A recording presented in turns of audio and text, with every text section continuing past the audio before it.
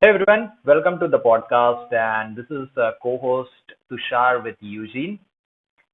On this podcast, we will be discussing the approach to take towards various things in running as a sport, and we will also be discussing a couple of things that goes into actual coaching that we use to train an athlete.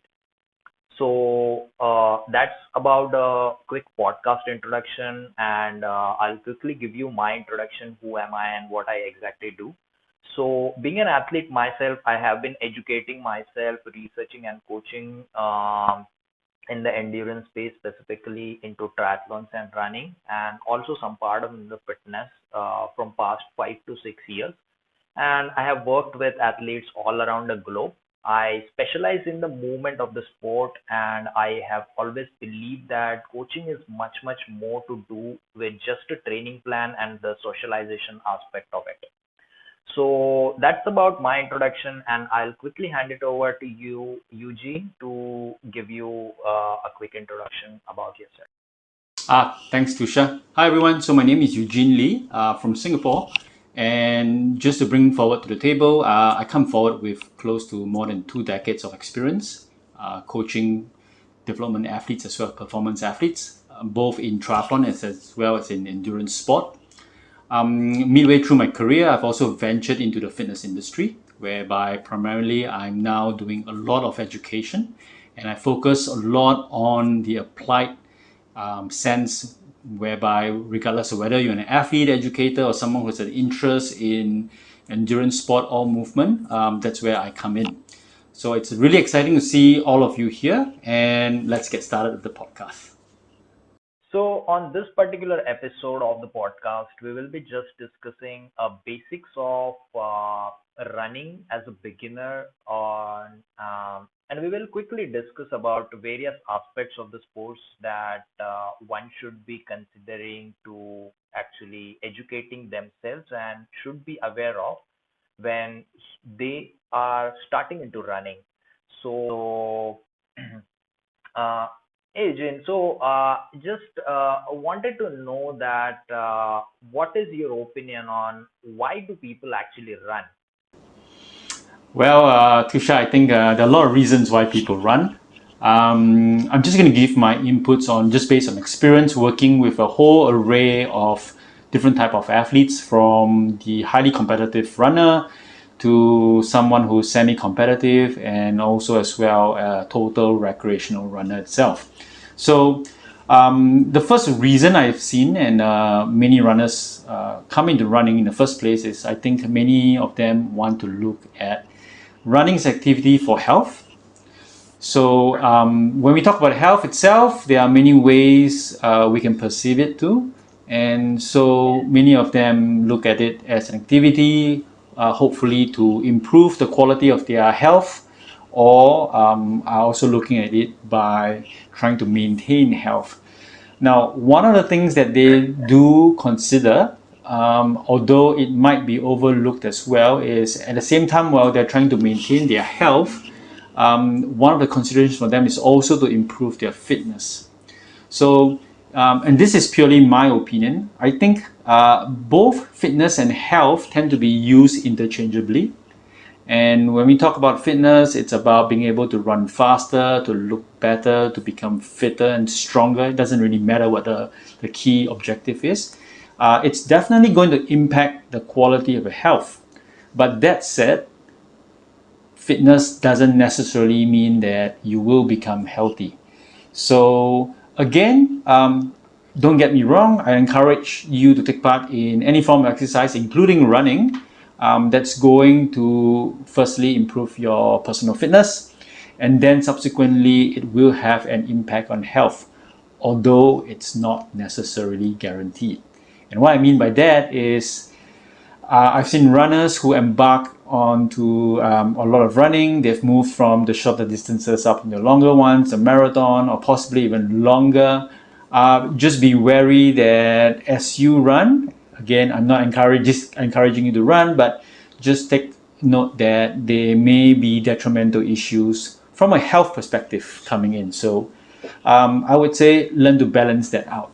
So these are two of the key reasons I've personally seen, fitness and obviously health. Again, they tend to be interchangeable, but I hope that clarifies that it doesn't have to always be the same meaning. The other reason, is I think a lot of people turn to running as a form of stress relief. Running tends to be one of the easiest way to get moving because generally you just need a pair of shoes and maybe a pair of socks. You can wear literally anything, and you can just get out of the house or your office, and start moving. Of course, this is subjective. For those of you who are working in the city, sometimes it may be a bit polluted or crowded, but it's still generally easier than most other sporting activities. Now, with regards to stress, I think there's this phenomenon known as the runner's high. And for any of you, including Tusha, I'm sure you have experienced that after running, you get a sense of euphoria that you feel, I'm just all feeling good and such. That also has, a great impact on relieving stress itself. So I guess that is one of the better easier activities as well for runners to embark on running, basically to cope with stress. In the recent years, very interesting. This is going to be really interesting because I've seen many people come into running, not necessarily based on personal interest, but because running seems to be, or distance running seems to be the new golf. So everyone's taking part in an event, and I think you've seen that even where you are in India, with the doors of the pandemic opening, events coming up, everyone's trying to take part in a run. And then it's really about peer pressure. People tend to take part in a run again. It's because my colleague's doing it, or my friend is doing it, or my husband is doing it, and so I want to be part of the fun itself. So I guess that's also a good one of strong reasons many people take part. The caveat to this is many beginners as well who follow this trend tend to get themselves a little bit into issues when they've realized that they've not been preparing for the event. And I think that's what we're trying to address in this podcast as well. Yep. I think another reason is people come into running like in any other sport or activity. This can be a change of routine. So, I mean, something good or bad may have happened in your life, and it could be just a spur of a moment, or watching a motivational video, or even inspired by a friend. People just decide, like, look, today I'm just going to start running, and I'm going to just try to change my life in that sense. Not to forget, again, it encompasses the same points we just mentioned above in this podcast. And I think the last reason is about self-actualization. And this doesn't necessarily mean for competitive runners. I mean, we're just talking about the corporate guy who's decided to start running. It could be because he just finds that he's achieved everything else in his life. So it could be he could have gotten his dream job at a corporate level. He's already had his family. His kids are all grown up. He's successful, and then he's just looking for another challenge. And running tends to be usually one of the first challenge people embark on for endurance events, because, as I said again, it's easy to start running. And of course, I've also seen many runners, once they've completed, whether it's a half marathon or marathon, they eventually move on to some of the other more grueling events like the Ironman triathlon, or possibly even ultra marathon, or even multi-day, multi-stage races. And that's just a beginning of something they look forward to. So, Tusha, I mean, this is really at the back of my head of what I've seen across a number of years. What do you think?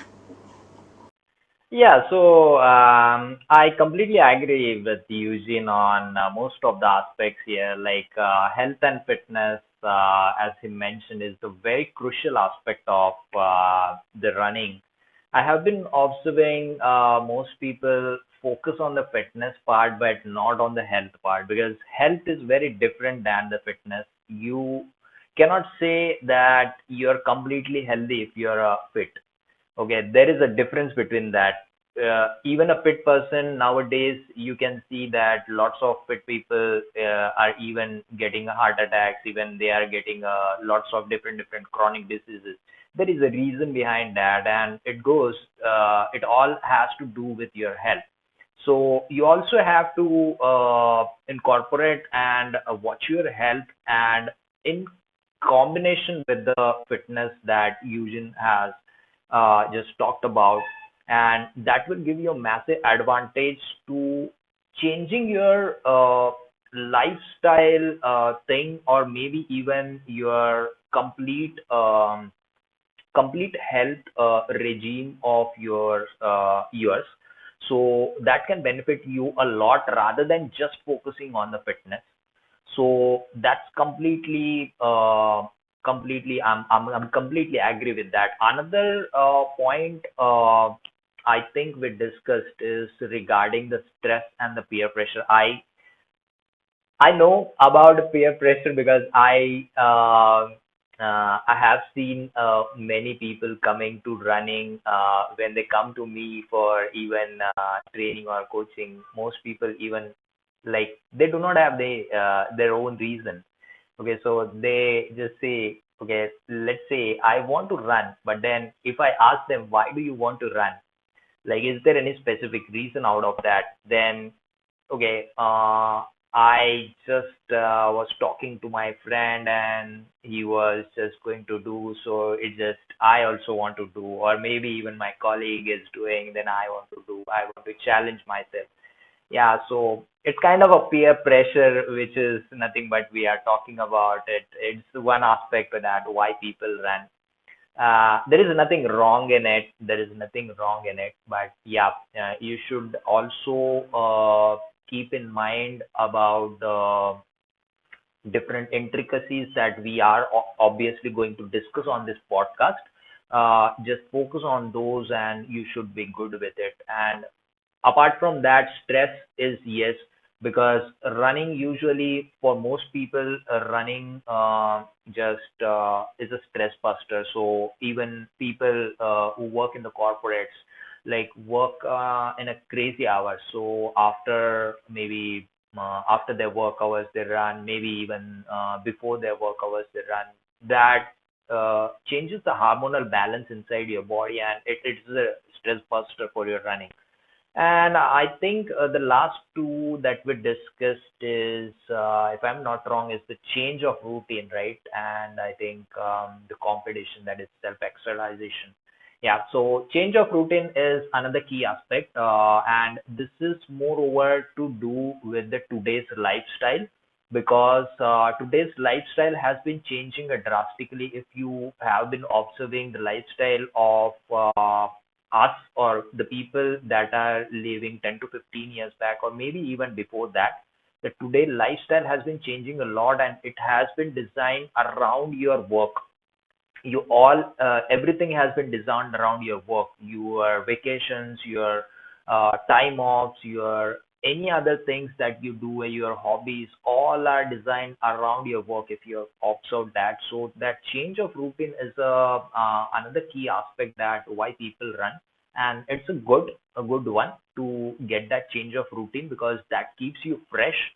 uh, if you come to some new hobby, take it as a good way and just try to pursue on a regular basis.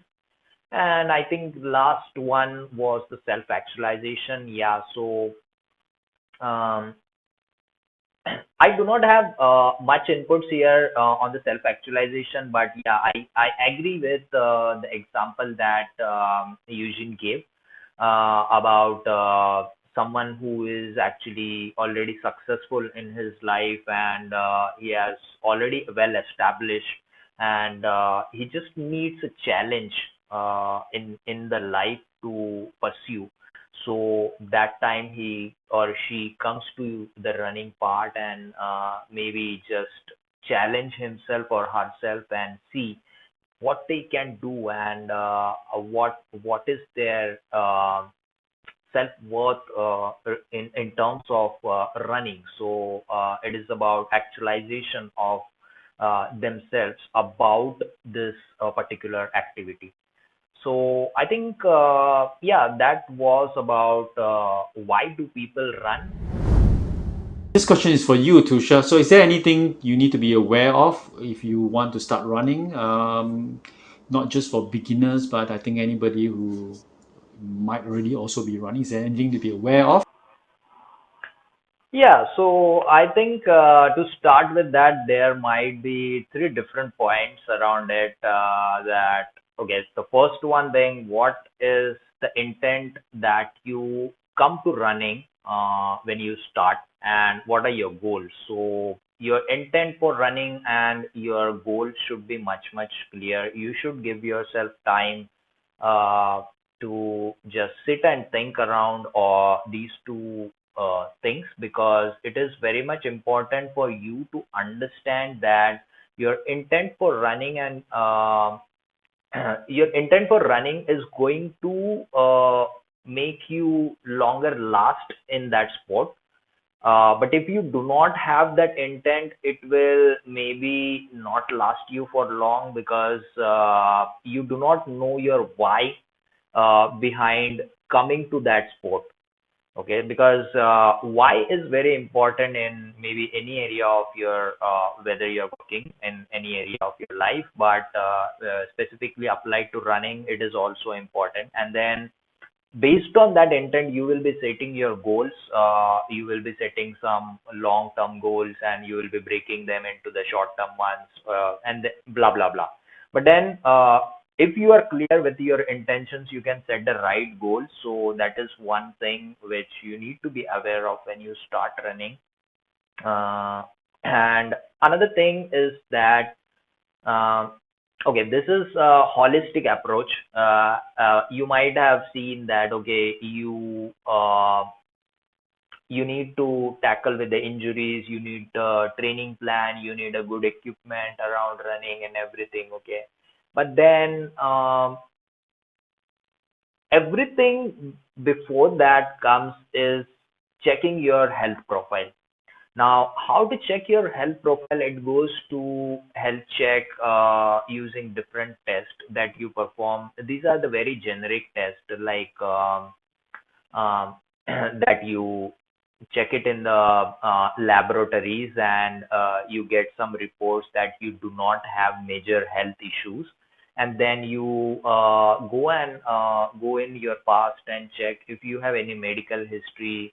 There is one form which you can find over internet. It is called as a PARQ form, which can help you about understanding your own and your family medical history. And in consideration to that, it will give you a score, something like that. So it can also be helpful. So understanding your own health when you start running and understanding your medical history is very much important. And after that, you can also consider if you have been running previously, or if you have been into maybe fitness or any other activity. Um, have you been injured any time throughout your life till now? And if you have been injured, then what are the reasons behind that, and what is that injury, how that injury is now, and what was the severity of that injury at that time, and how maybe uh, you might not have to get into the treatment for it, but just check the status of the injury at the current point of time, and start to build gradually after seeking to it. So these are the 3 points for the health check, medical history, and injuries. And apart from that, you also have to aware about different aspects, like there are some equipments, like what are your shoes, what are your attire, environment, and then safety. So coming to your apparel and shoes, it becomes you should not be going too much technical, because what I have seen is when people come, they used to get into too much technical things. Okay, what shoes I should be using, and basically, okay, these are the various options that are available.